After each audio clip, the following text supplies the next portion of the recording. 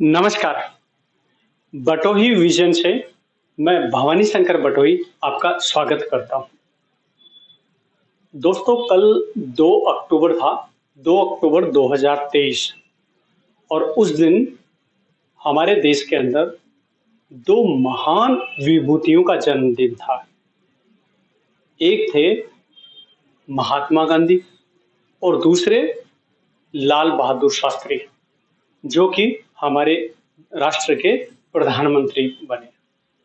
लाल बहादुर शास्त्री जो हैं, उनके बारे में हम सब लोगों को ध्यान है कि एक छोटी कदकाठी की एक व्यक्तित्व, जो कितनी बड़ी हौसले की उड़ान थी, कितने बड़े हौसले की मतलब निर्णय की एक परिचायक थी कि विचार जो है वो कदकाठी से नहीं मापे जा सकते, और उनके जो निर्णय हैं वो हम सब लोगों ने देखे थे।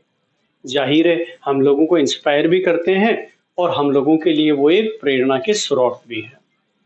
आज हम लाल बहादुर शास्त्री साहब पर नहीं, आज हम महात्मा गांधी के ऊपर कुछ बात करने वाले हैं। कल 2 अक्टूबर था, कल वीडियो नहीं बन पाया। आज 3 अक्टूबर को ही वीडियो बना रहा हूं और मैं सत्य के ऊपर कुछ आपसे बातें करने वाला हूं। दोस्तों, आप लोगों को ध्यान है कि महात्मा गांधी जो हैं वो अपने पूरे जीवन के अंदर सत्य से हमेशा रूबरू रहे। उनकी एक पहचान, एक आइडेंटिटी, उनका जो संघर्ष था वो क्या था? सत्य का परिचायक था। उससे पहले ये वीडियो आपको आज बहुत कुछ देने वाला है, बहुत शॉर्ट वीडियो है। मैं चाहूंगा कि ये जो अपना जो यूट्यूब चैनल है ये आप ही का है, मेरा तो क्या है। इसका नाम अब भवानी शंकर बटोही जो यूट्यूब चैनल था उसकी जगह हो गया है अब बटोही विजन। तो आप BATOHIVISION बटोही विजन के नाम से यूट्यूब पर जाकर जरूर सब्सक्राइब कर लीजिएगा, जिससे कि आपको जो है ये आपको देख भी पा रहे होंगे आप, जिससे आपको अपडेट्स वगैरह सारी मिलती रहे। तो दोस्तों, अब हम लोग महात्मा गांधी साहब के ऊपर बात करने वाले हैं। महात्मा गांधी जो है वो सत्य के परिचायक थे और उन्हीं पर हम लोग अभी आने वाले हैं। उससे पहले आपको दो बड़ी मजेदार और बड़ी एक गुदगुदाने वाली और एक जिसको बोलते हैं ना वो बड़ी प्यारी आपको 2 बातें आपको बताना चाहूंगा। उसके बाद में हम लोग महात्मा गांधी पर आएंगे। दोस्तों, अमेरिका के अंदर ब्रिटेन के अंदर जो है वो एक लूसी नाम करके एक बिल्ली थी, जो लूना लूना नाम की एक बिल्ली एक परिवार ने पाल रखी थी।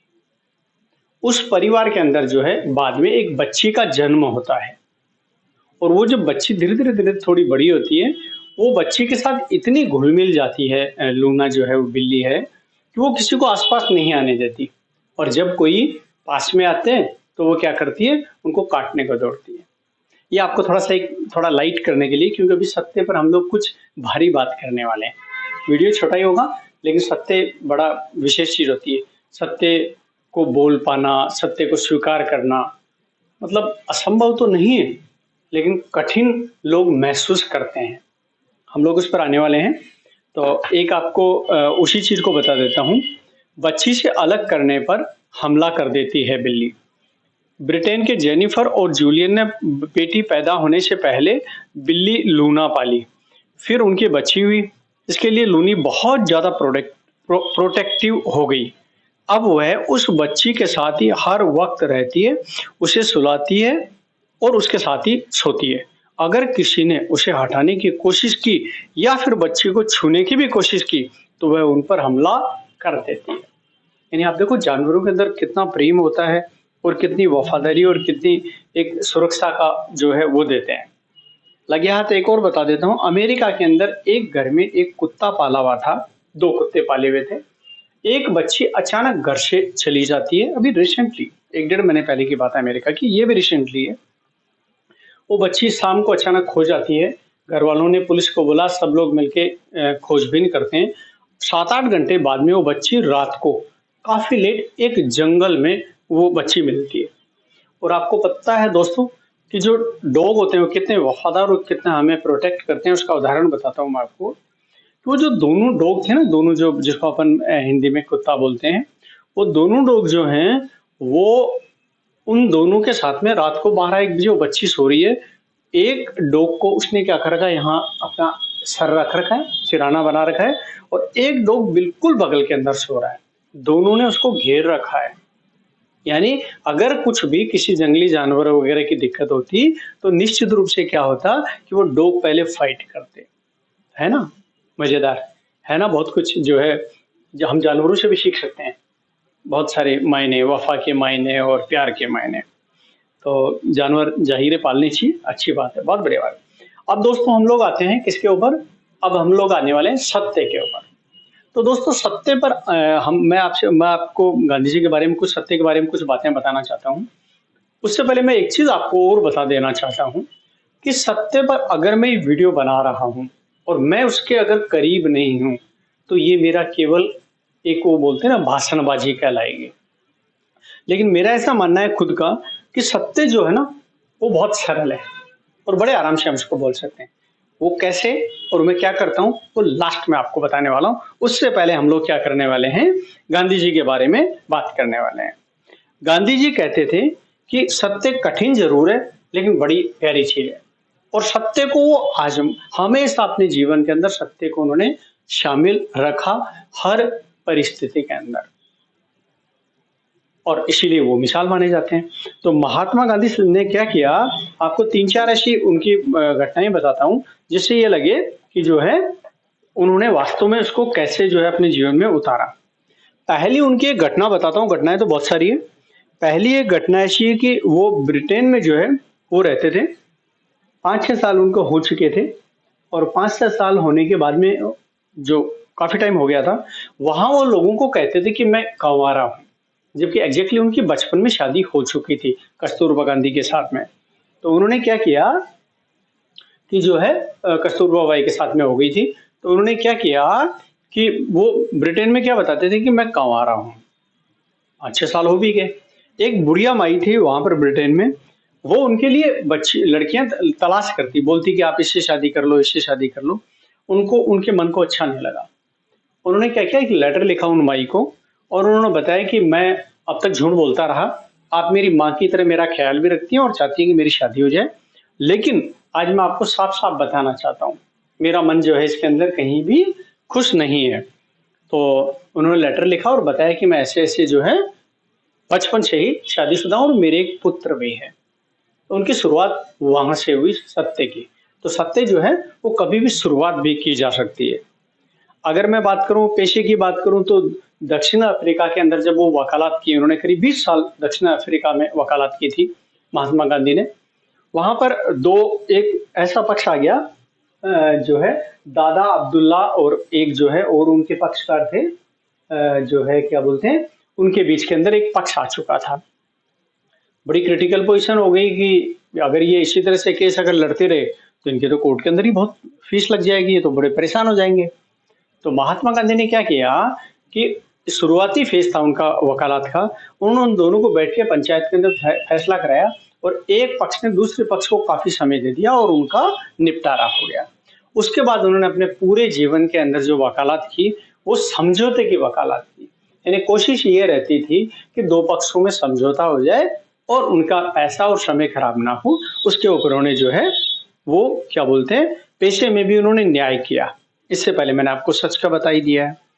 अगर मैं आपसे बात करूं कि जो है सत्याग्रह जिसको बोलते हैं, सत्याग्रह ये मान के चले एक बात का पक्का की अगर मैं बात करूं, क्योंकि सत्य, बात का पक्का, निर्णय, ये सब आपस में एक दूसरे से जुड़े हुए हैं। एक बार कस्तूरबा बाई का कोई ऑपरेशन हुआ कस्तूरबा गांधी का। उस ऑपरेशन के बाद में डॉक्टर्स ने कहा कि दाल और नमक छोड़ दीजिए। उन्होंने अपनी मिसेज से कहा कि आप दाल और नमक छोड़ दीजिए। उन्होंने कहा बहुत मुश्किल है, आप छोड़ सकते हो क्या? दाल और नमक तो छोड़ना बहुत मुश्किल है। महात्मा गांधी ने निर्णय लिया कि मैं 1 साल तक दाल और नमक नहीं खाऊंगा। कुछ दिन जब कंफर्म हो गया कि नहीं खा रहे हैं, तो उनके मिसेज ने कहा आप छोड़ दीजिए, आप शुरू कर दीजिए। मैं मान गई, लेकिन आप शुरू कर दीजिए। उन्होंने कहा नहीं, जो वचन एक बार निकल गया, मुझे 1 साल के लिए इसको फॉलो करना जरूरी है। तो ये हमें एक मिसाल देता है कि अगर हम कोई कमिटमेंट कर लेते हैं अगर, तो क्या रहेगा, हमें जो है क्या बोलते हैं उसको निभाना चाहिए। तो इसको सत्याग्रह की एक तरीके से शुरुआत हम कह सकते हैं। 15 अप्रैल 1917 को बिहार के चंपारण के अंदर जो है वो जो है एक आंदोलन वो जब करने जा रहे थे, उस समय के एक सब इंस्पेक्टर ने उनको बताया कि जो है आपके खिलाफ एक्शन हो रहा है। उन्होंने कहा कोई बात नहीं, मैं जेल जाना पसंद करूंगा। जब जेल में सॉरी कोर्ट में गए, बाहर बहुत सारी भीड़ थी, उन्होंने कहा मैं समझौते से बेहतर ये रहेगा कि मैं जेल जाऊं। तो उन्होंने क्या, गांधी ने मानने से इनकार कर दिया। चंपा जब मोतिहारी पहुंचे, रास्ते में सब इंस्पेक्टर आकर सूचित किया वापस आने का आदेश है, वापस आने का आदेश है। गांधी जी ने मानने से इनकार कर दिया। मजिस्ट्रेट को लिखा नहीं जाएंगे, सजा के लिए तैयार है। यानी उन्होंने अपना बचाव के लिए कोई पक्ष भी नहीं रखा, वकील भी नहीं रखा, और अंत में कोर्ट को उन्हें क्या करना पड़ा, रिलीव करना पड़ा। तो क्या रहा, ये उनकी पहली सत्याग्रह की शुरुआत थी।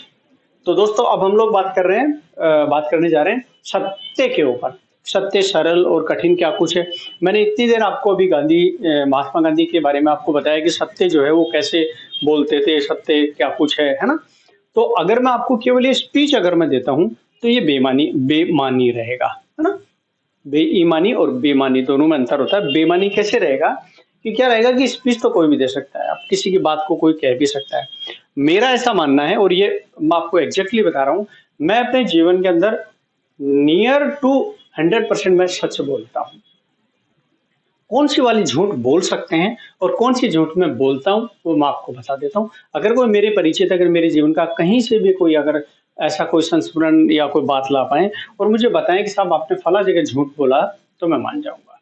क्योंकि मैं ऐसा नहीं कि मैं बोलता, लेकिन मैं पिछले हो सकता है 10-15 सालों से मैं exactly I have confident on me, on my thought that I am trying to 100% true word. तो उसमें मैं क्या करता हूँ, मान लीजिए सपोज करो कि मुझे किसी क्लाइंट के यहाँ जाना है और मुझे आज नहीं जाना, लेकिन वो कोई क्लाइंट मुझे ये कहते हैं, किसी पार्टी से मुझे मिलना है कि साहब आज मिलना बहुत जरूरी है, उदाहरण की बात है। तो मैं उनसे अगर ये कहता हूँ कि आज मैं जयपुर से बाहर हूँ, तो सिनेरियो माहौल को देखते हुए, एक दौड़ को देखते हुए ये कहना कि मैं जयपुर से बाहर हूँ, तो एक अलग चीज है। वो ऐसी झूठ जिससे दूसरे को नुकसान नहीं हो रहा है, लेकिन मुझे डायरेक्टली कहते हुए दिक्कत हो रही है। तो ऐसी छोटी झूठ को अकॉर्डिंग टू मी कहा जा सकता है, क्योंकि इससे दूसरे को दिक्कत नहीं हो रही। लेकिन अगर मैं कहता हूं मैं जयपुर लेकिन आपसे मिल नहीं पाऊंगा, शायद हो सकता है उनके लिए थोड़ा सा बिजनेस पॉइंट ऑफ व्यू से, सिद्धांत के रूप में, व्यक्तिगत रूप से अगर बात कही जाए तो बोले साहब आज मैं आराम के मूड में हूं, आज मैं नहीं मिलूंगा, ये सिद्धांत है। कुछ दिन अगर आप ऐसा करते हैं तो सामने वाले मानने लग जाएंगे, आपकी वैल्यू बढ़ जाएगी। लेकिन अगर आप व्यापारिक वर्ग से हैं और व्यापार में अगर आप ऐसा बोल रहे हैं तो पार्टी हो सकता है बोल रहे कौन सा आप जयपुरी हो तो आप मिल क्यों नहीं लेते, 15 मिनट हम लोग बैठ लेते हैं, माइंड मेक कर लो, ये है वो है। आपको मान लीजिए पेपर वर्क करना है, कोई कुछ घंटे आपको काम करना है, और आपने क्या किया कि जो है क्या बोलते हैं, आप अगर मान लीजिए एक जगह जाते हैं तो आपका शेड्यूल खराब होने वाला, तो आप ये कह सकते हैं मैं जयपुर से बाहर हूँ, लेकिन उससे क्या सामने वाले को परेशानी नहीं होने वाली। लेकिन अगर आप ये कहते हैं कि कल मैं आपसे सुबह 9 बजे 11 बजे मिलने वाला हूं, तो आपको उस समय मिलना चाहिए और मैं ऐसा ही करता हूं। तो वो सत्य इसलिए क्या है, आपका विल बढ़ेगा अगर आप वास्तव में सत्य बोलते हैं। अगर आपको कुछ दिन ऐसे लग सकता है। एक सत्य बोलने का एक फायदा और है, एक तो आपको याद नहीं रखना पड़ेगा, और दूसरा आपको गुस्सा नहीं आएगा, आप बड़े नॉर्मल टाइप हो जाएंगे आप। और दूसरा, आप जो झूठ बोलते हैं, एक्टिंग करते हैं, उनके ऊपर आपको मन ही मन में हंसी आएगी आपको कि ये अपन समझ सब कुछ रहे हैं, लेकिन सामने वाला जो है जो कुछ कर रहा है। तो मैं मानता हूं कि आप बहुत, मेरे ख्याल से हो सकता है कि मैं 99% बोल रहा हूं तो आप हो सकता है 100% ही सत्य बोल रहे हो। इट कैन बी पॉसिबल, मैं एग्री हूं। लेकिन फिर भी अगर किसी किन्हीं को लगता है कि अगर मुझे सत्य बोलने में थोड़ी दिक्कत हो रही है, तो आप क्या कर सकते हैं कि जो है क्या बोलते हैं, कोशिश कर सकते हैं। कोशिश करके देखें आपके मन को कितना सुकून मिलेगा। सारी रास्ते सारे खुल जाएंगे, परेशानियां बंद हो जाएंगी।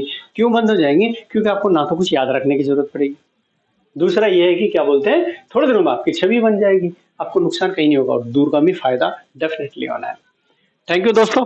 इसी तरह से अच्छी बातें सुनने के लिए जो है क्या बोलते हैं, आप चैनल को सब्सक्राइब भी कर लें और जुड़े रहें। कोशिश करेंगे कि आपको जो है ऐसी अच्छी अच्छी चीजें आपको मिलती रहे। Thank you. मैं आपका दोस्त भवानी शंकर बटोही, बटोही विजन चैनल से। थैंक यू दोस्तों।